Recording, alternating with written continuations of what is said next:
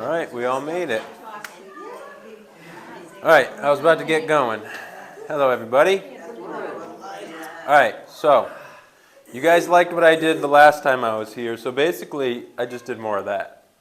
And I've got a lot of this. And it's not just this, I go into some other stuff. I kind of like go down some random rabbit trails and then return to it, then even get into hermeneutics at the end. But I've got a long stretch of this planned out. So it's going to be this stuff and similar. And I'll tell you, this first class might be the worst one, and it's going to be great. So it's good stuff. You know, I firmly believe if we believe something, the world should show it. Like there should be history backing up what the Bible says.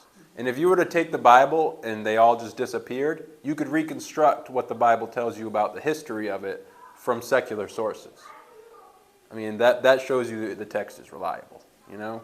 You can just look at the historians of the day and pretty much get the gospel message just from the historians who don't even believe it. And we're going to see that. I'm actually going to show you historians' texts as we go through this series. So we're going to start, so this is going to be evidence of the Bible and the resurrection as history. And so we're going to start with the Old Testament, and probably going to cover this class. It might overlap into the next class a little bit. But then we're going to go into the New Testament, especially focusing on, the New Testament, and then we're going to, after that, focus on just the resurrection. And you'd be surprised on how long I can talk about just the historical accuracy of the resurrection.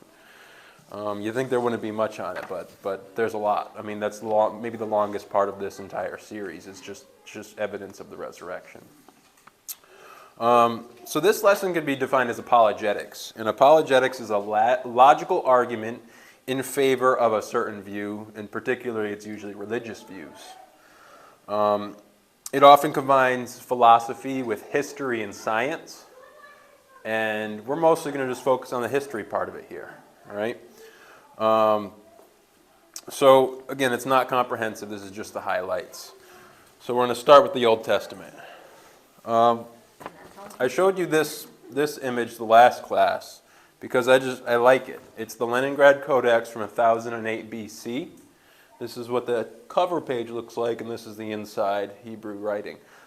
This was found in Egypt, okay, and it dates to 1008 BC. And some sources say 1009, but I'm not sure what they're referencing it from that gives them such a precise date. Like, it's not like, oh, it's about 1000. It's like 1008 or 1009 BC. They've got a very precise date, and I'm not sure what it is that causes them to make it so precise, but they've got something that they're stringing the history to.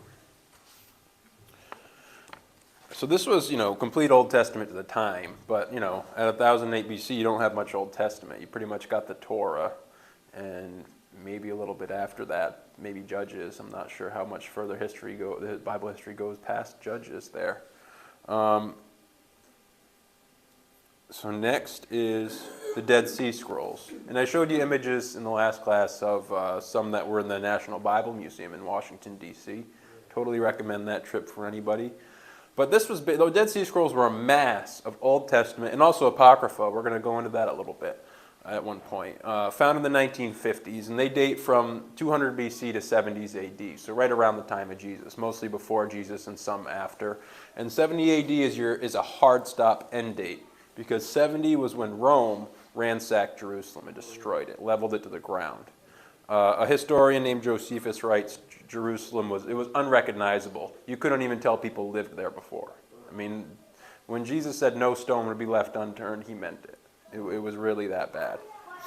And that was the consequence of rebelling against Rome.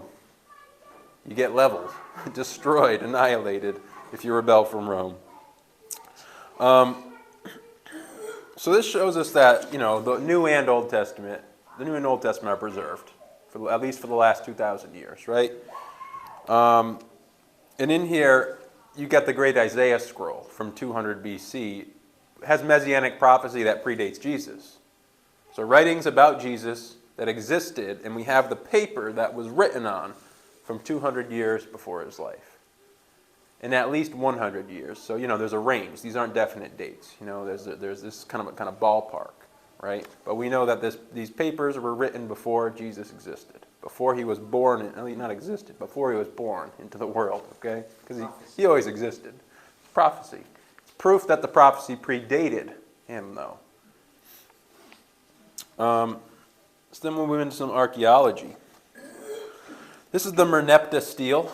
It's Egyptian. You can kind of tell from the images there, and these are hieroglyphs. It's from 1205 BC. Again, I don't know where the 5 comes from, but they've got some reason that they string it to something and tack a 5 on there. If I were to say, I'd just say about 1200 BC, okay? And usually these are ballpark ranges. It mentions the people of Israel. And the tablet records King Merneptah's boasting of military victory over Israel. And this shows that Israel was an established military power by 1200 BC. And that parallels the Bible, right? We know in the Bible they were fighting Egypt and the surrounding nations by that time, right? The wording here says the people, it refers to Israel as a people, not the land, okay? Not the place, the people, the nation. And it implies that they don't have a king, so maybe the time of Judges, okay? And this isn't the only stele out there. There's a lot of these from surrounding nations that parallel biblical history. The Tel Dan stele, pretty straightforward. I think they've highlighted this. I can't read Hebrew though. But basically it says the house of David is inscribed on here, talking about the David of the Bible. All right? So it's basically a rock written on in Hebrew that dates to, roughly that time. And House of David right there, right? For a while, critics would say there's no proof of David existing, that it's fiction, right? But over time, they've just found David, and there he is, on this rock. The Moabite stone, so from the 840s BC,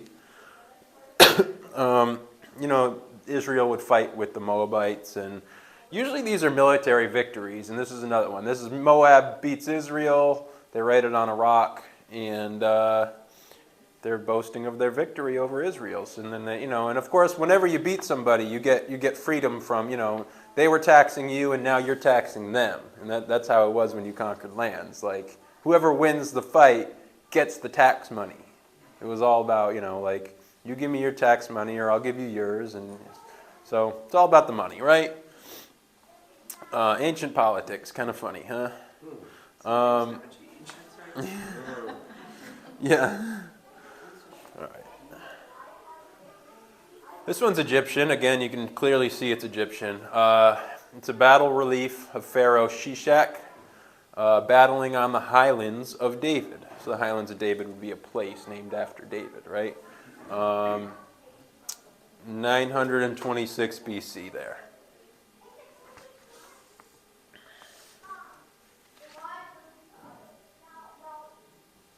King David's palace.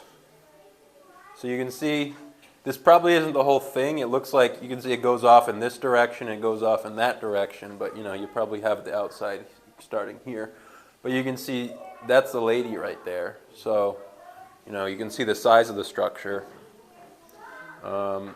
Pretty cool, huh? You think of David, Bathsheba, and think of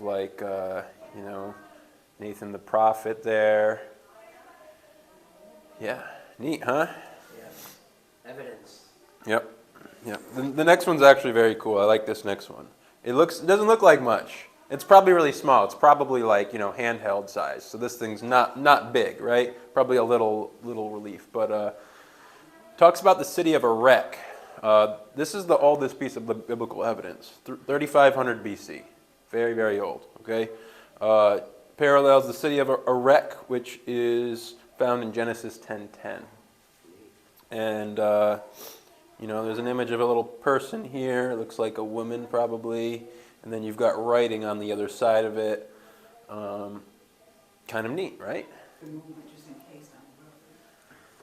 And the Old Testament has prophecies. And like I was saying before, we have copies of the prophecies that predate Jesus. All right, the Dead Sea Scrolls were an amazing find that give us a lot of those. Okay, and Jesus fulfills over 300 prophecies written about the coming Messiah, him coming through the lineage of David. And Isaiah 53 talks about he's going to die for the sins of the world, and it's a chapter and a half, starting in 52, going into 53. A chapter and a half on Jesus alone. And if you read it, it's the story of Jesus, written 700 years before him. But I want to go to Daniel's messianic prophecy as proof that Jesus is the foreseen Messiah, because I feel this is just a wonderful and accurate one, bringing up to the very date of the Messiah coming. And I don't think it's well known because it's complex. Like, we're going to jump into some math. Like, you guys need to pay attention or you're going to lose it. Like, we're going to be doing, you have to actually do math because he's like putting numbers together, okay? But because it's a date, he gives an exact point in time, and this many years from that point in time, the Messiah will be here. So let's get into Daniel, because this is the gist of it right here. It's Daniel 9, 24 to 27. And it gets, all right, hold on, let me back up a minute. Let's give you the context first. Daniel's in the 6th century BCE, 600 to 500, okay, BC, okay? And we know this because of the reigning kings who were in the book, living parallel to him. And so basically he accurately predicts the year the Messiah is going to come. And he foretells that the Messiah will be put to death 3.5 years later. And he hints about the destruction of Jerusalem in 70 AD. And these passages will even parallel Revelation. And I'm going to show you where they parallel Revelation. And these also have like a more local context, which I'll briefly go over. But these were also fulfilled in Christ. And the passages not only fulfill locally into Christ, but also pertain to Revelation. So you almost get cyclical fulfillment of some of these prophecies. And that's not the only prophecy that does that sort of thing either. Now we can get into it. Now we're just gonna read the text slowly, and I want you to just get the feel for it, for what's happening here. All right, 77s are decreed for your people and your holy city to finish transgression and put an end to sin and atone. Okay, end to sin and atone. All right. 77s. Now this word sevens here is often translated to weeks in many translations, but I like what the NIV did. They just made it sevens, okay? Because it's not weeks, it's sevens. He's making a numeric claim, okay? But the word is weeks or sevens. The point is that a week is 7 or a 7 is 7, and they equal the same thing. So 77s equals what, like 490 or something like that. To put an end to sin and atones. Now you're thinking, that reminds you of Jesus right there. For wickedness, and to bring everlasting righteousness, hint towards Jesus, and seal up the vision and prophecy, and anoint the most holy place. No one understand this. All right, so here's the starting point of the prophecy. From the time the word goes out to restore and rebuild Jerusalem until the time of the anointed one, all right, otherwise translated to the Messiah. Okay, this translation says anointed one, other translations will say Messiah, so Jesus. All right, so here's our point in time. The starting point is there's going to be a word that's going to go out to restore and rebuild Jerusalem. Remember, Jerusalem's been destroyed, Babylon took over.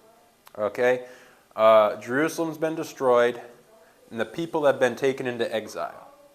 So they're in exile, and there's going to be a word that's going to go out to rebuild and restore Jerusalem. So from that time until the anointed one, the ruler comes, there will be 7 sevens and 62 sevens.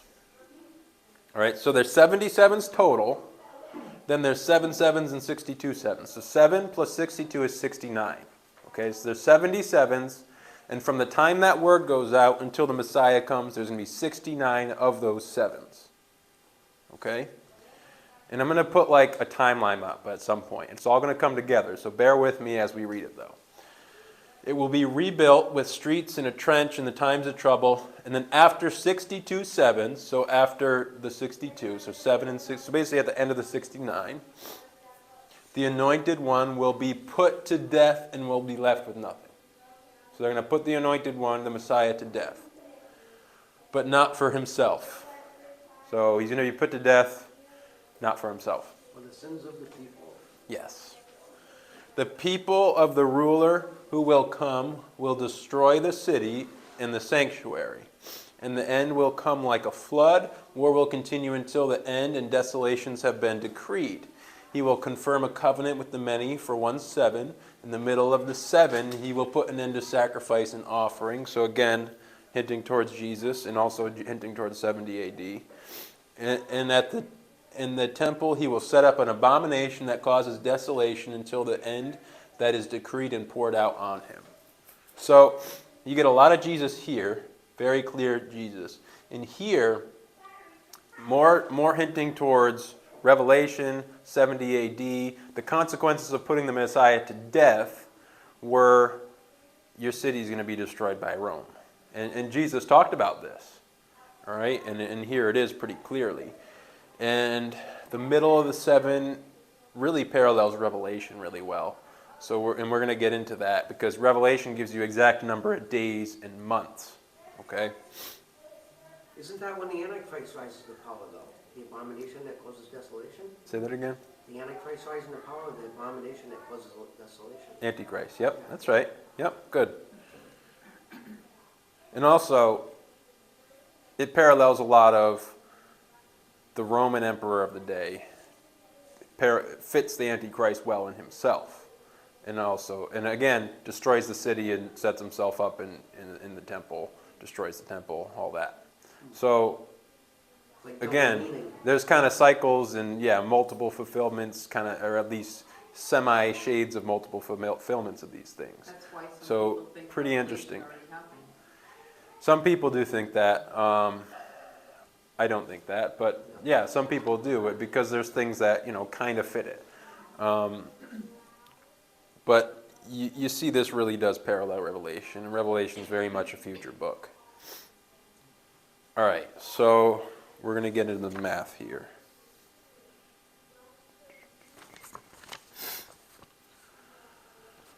Seven sevens and 62 sevens, it's 69 total until the Messiah. So there's a decree made, and then 69 sevens. So 69 times 7, did I do my math here? I have the math written down somewhere. It's 434 years. All right, 69 times 7. 62 times 7 is 434. And then 7 times 7 is 49. And when you add that up, it comes into like the 483. So after the 62, the Messiah is put to death. Then in the middle of the last 7, he will put an end to sacrifice and offering. Or in the middle of the 7s, he puts an end to sacrifice and offering. Then desolation comes. It's basically clipped up sections of that prophecy just emphasized here. The desolation of the temple and all that, Jerusalem. Now, in 757 BC, Artaxerxes, the king of Persia, commanded the restoration of Jerusalem. So 757 is the start date. The decree is made in 757, Artaxerxes, okay? And these come from 4 sources. All right, so the decree, so this is the actual writing of Daniel. The decree that the word goes out to restore and rebuild Jerusalem was made by Artaxerxes in 757. And it's verified by 4 historical sources. Greek historians, Ptolemy's Canon, the Babylonian business tablets, and the Elephantine papyri from Egypt. So there's a lot of secular sources that give you the timeline, and the start of the timeline beginning at this place.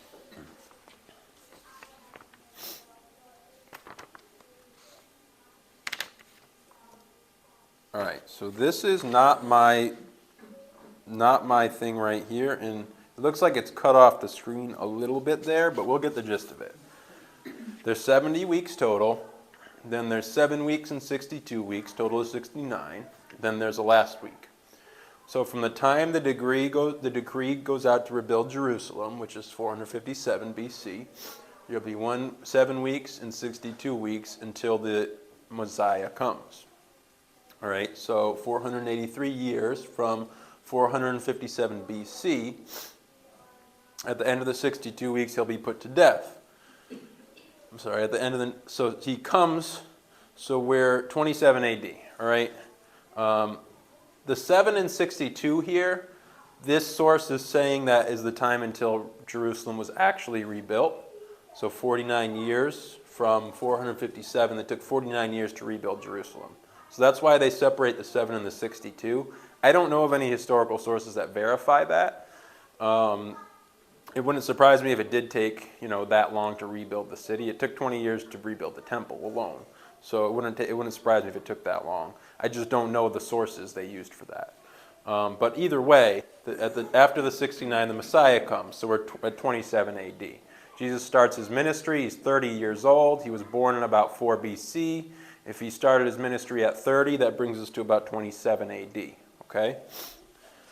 And then, halfway through the 7, he's put to death. So what's half of 7? It's 3.5 years. 27 plus 3 is 30 AD, the crucifixion. Then the desolation begins after that. This 3.5 is important, so keep that in mind because we're going to parallel Revelation. Yeah. It's like this part here. Like you can say the desolation's, the beginning is the trail of killing the Messiah ultimately leads to the punishment of the destruction of the city, 70 AD. And you can put that together because they're like in the same point in history. But the fact that Revelation is completely separate, but you see such an interesting parallel, it's interesting. It's interesting, for sure. Here is Revelation 11, 2-3. Leave out the court which is outside the temple and do not measure it. So now he's measuring the temple. Much like, where does that happen? Ezekiel does a similar thing. It's funny how the things repeat themselves. For it has been given to the nations, and they will tread it underfoot for the holy city for 42 months. And I will grant authority to my 2 witnesses, and they will prophesy for 1,260 days, clothed in sackcloth. So, 42 months is what? 3.5 years. 1,260 days is what? 3.5 years.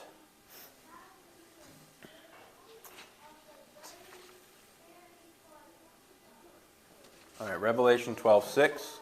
Then the woman fled into the wilderness. So this is talking about the imagery of the woman who appears to represent Israel, flees from the coming disaster. There's the beast that comes. Ultimately, Israel gets attacked and conquered for a short time.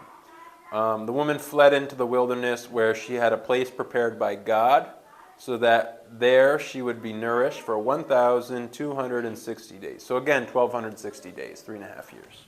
So there was given to him a mouth. So this is talking about the beast, the Antichrist. There was given to him a mouth speaking arrogant words and blasphemies, and authority to act for 42 months was given to him. So again, there's your 3.5 years. So the Antichrist reigns in Jerusalem for that 3.5 years, sets himself up as God in the temple, speaks blasphemies and arrogance. And then after the 3.5 years, Jesus returns to reclaim the city and start the millennium. And so this parallels verse 26 and 27 of what we just read. And the wording in Revelation is very much the same as the wording in Daniel. The abomination of desolation and things like that. And it also parallels other parts of Daniel, like Daniel 9, the abomination of desolation, setting himself in the temple, speaking blasphemy, setting himself up as God. That exact wording is in Daniel, okay? Earlier in Daniel. I mean, not this. We were in the last chapter, but earlier in Daniel. The wording in Daniel is in Revelation. The timeline of that last week of Daniel is in Revelation. Very interesting, right?